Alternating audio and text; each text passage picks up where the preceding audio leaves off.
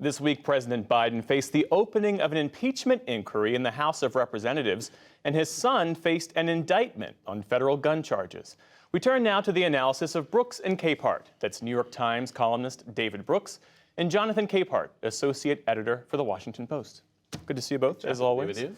So there are more indicators that the 2024 presidential race could play out in congressional committee rooms and courthouses more so than in the early voting states. Jonathan, the fact that Hunter Biden has now been indicted by federal prosecutors on this gun charge after his plea deal fell apart, how will that impact the Biden campaign? Well, it'll impact the Biden campaign only in as much as it's the president's son who is facing accountability, unlike the person the president's probably going to run against, who will actually be the person in the courtroom, in several courtrooms in 4 jurisdictions around the country, while he's also running for president. Look, the president loves his son. I'm sure this is a painful time for him personally. But as the campaign goes on, and assuming this does go to trial, you listen to a lot of legal analysts, they say this probably won't go to trial. But if it does, the longer this goes on and the president is asked questions about it, he will have to answer. But I think it's incumbent upon us in the press to keep some perspective here. The charges that this president's son's facing is nowhere near the charges that the former president of the United States is facing. Well, that's right. Hunter Biden's alleged misdeeds do not compare at all in terms of the scale and the quantity of Donald Trump's alleged crimes. Still, though, it's an interesting strategy among Republicans to try to exploit this perceived vulnerability and distract from Donald Trump's legal troubles. Do you think it's an effective one? No, Donald Trump's legal troubles are not something we're going to ignore. The gun thing to me, it's a distraction to me. I'm not going to waste 3 neurons on that one. But the influence peddling should be investigated. I don't think there should be an impeachment inquiry about it. But Hunter Biden was in the business of peddling influence. And it's not clear he actually peddled any influence. It's not clear his dad did anything. But it should be looked into. His dad was somewhat involved in some of the conversations, maybe only in small talk, but he was somewhat involved. And so we should know whether Hunter Biden's business was a sham, pretending to peddle influence that he didn't actually have, or whether there was some substance to it. So that, to me, merits an inquiry. It does not merit an impeachment. And impeachment should be, holy cow. We should have some evidence of something truly shocking before we take the extraordinary step of beginning an impeachment inquiry, or else we just risk cheapening the whole impeachment process. And Republicans, Jonathan, have failed to produce any evidence of wrongdoing. Pennsylvania Senator John Fetterman was asked about this inquiry in the halls of the U.S. Senate, and this was his response. Oh my God, really? Oh my gosh, it's devastating. Ooh, don't do it. Please don't do it. So setting aside the senator's sartorial choices, I mean, the fact that he made fun of it, he's dismissing it in a cartoonish way. Is that a mistake? Should Democrats take this seriously? Yes, Democrats absolutely should take this seriously. And I get where the senator is coming from. To David's point, there's no evidence here yet. And if the Republicans were serious, the Oversight Committee under Chairman Comer would be doing a serious investigation instead of a fishing expedition that they're on so far, finding nothing. And so that's why the senator is like, ooh, this is so scary. But on the other hand, impeachment is a big deal. And the American people, whether they know there's evidence or not, are going to say, wait, what? He's being impeached? Oh, this is terrible. This is what happens to terrible people who do terrible things. And we don't have any evidence of that at all. But the key thing here is the senator is reacting that way. The White House is not. The White House is absolutely taking this seriously, and that's exactly what they should be doing. For Kevin McCarthy to greenlight this inquiry, does he now have to follow this to its natural end? I mean, does he have any off-ramp here? Oh, yeah, he does. First, I want to support any senatorial use of sarcasm. We don't have enough of that. Noted. Yeah, because his caucus is not all the way there. There are a lot of people who are Republicans who are saying, well, impeachment backfired on Republicans when they did it to Clinton. It sort of backfired on the Democrats when they did it to Trump. This is stupid. And they can be pretty hard right. They could be not hard right. But they just look at the history of impeachment and realize the people don't like this stuff. So we should not do this. And so he has a lot of people in his caucus who would be very happy to let this go.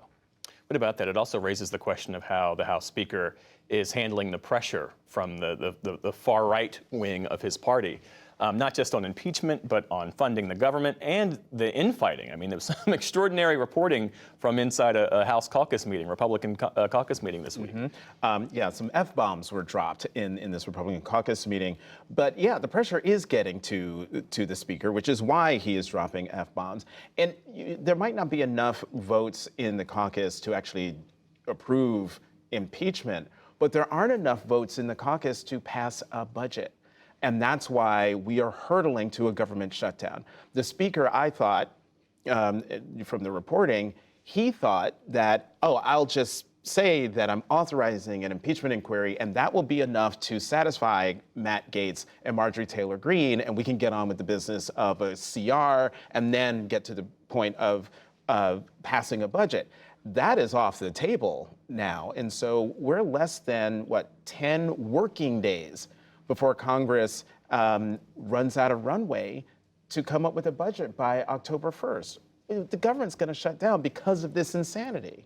What do you make of the situation in which the House Speaker finds himself? Yeah, it's like being House Speaker is like having a really bad old boat. Like it's one of those, you're only, your happy days the first day you get it, the day you get rid of it. So I think that's the experience of being Speaker. And it does, this Congress came in, and especially the Republicans, with 2 words on their mouth: regular order. We're going to do Congress the way it's supposed to be done. We'll have this, set the targets, committees will do their work, it'll look the way it's supposed to. Well, that's gone. It's completely shambolic. And so I still think, as they always do, and as happened a couple months ago, that they will come up with some sort of rough deal to prevent a government shutdown, because people know how terrible that would be politically for them. But it certainly doesn't look like regular order to me. At the risk of sounding naive, I mean, what does it mean that this Congress can't pass bills through the regular order, which is to take, bill by bill, as opposed to doing it what they call the omnibus method, which is to just throw it all together, because that really is, to your point, the only way they can get things done these days. Yeah, well, this is the history of my life. Like, since I've been covering this, they do these big omnibus things. And so, I'm going to bring in Mitt Romney. We had the story, maybe we'll talk about it later. When the impeachment process came to him, he sat there and he studied the evidence, he prayed about it, he consulted experts. He did things like a member of Congress would do. And that norm, like, he was probably the only one who did that. And that norm, especially on the budget side, really has the norms of how we do budgets has completely broken down. And so we've been at this for decades now. Yeah. Well, David raised it, Mitt Romney's decision not to run for re-election. How does it affect the Senate to lose another moderate Republican voice?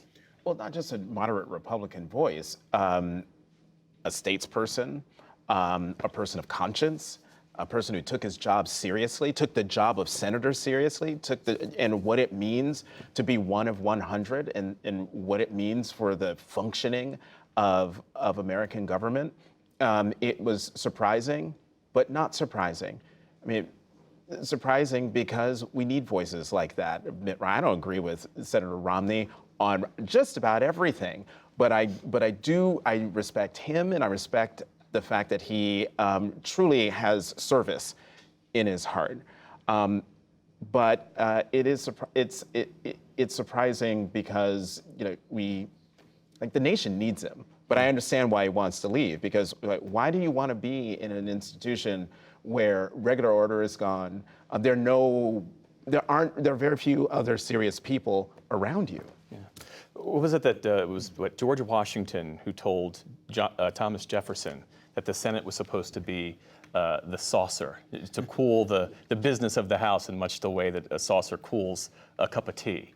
And as the Senate, in some ways, becomes more like the House, I mean, what's the net effect of that? That's another lifetime story for me. The Senate used to be very different from the House, and they all had this collegial. You go to the Senate dining room, and they were all always like buddy. There's a little room off the Senate floor where there was bourbon, and they could have a drink together. And now, these days, I would go in that room, and the bourbon levels in the bottle didn't go down. Like, no one was having a drink together. There was no collegiality. There's none of the flattering they used to do to each other.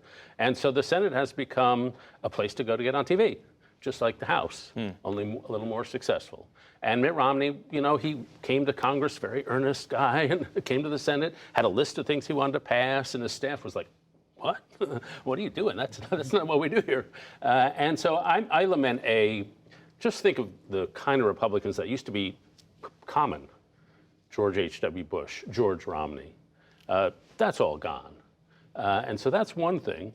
And then the other thing we've learned, Romney gave interviews to The Atlantic, published this week, and we learned, how often there have been times when Trump has gone in to talk to the Republican caucus, he's left the room and they all laugh contemptuously at him. And so that level of bad faith is pretty high. We've also learned the final thing is that there are members who are going to vote to convict on impeachment, but were afraid that they or their families might get assassinated, and they knew their vote wouldn't make a difference. Like, we are way beyond the bounds of normal democratic governance when that's even on the minds of members of Congress. And Senator Romney saying he pays something like $5,000 a day in personal security because of threats that he and his family face. As we pine for the days of yesteryear, in the, 10 seconds we have left, is there a way back? Yes, there is a way back, and it's called leadership. Leadership, particularly among Republicans. All right, Jonathan Capehart, David Brooks, great to see you all as always. Thanks, Jeff.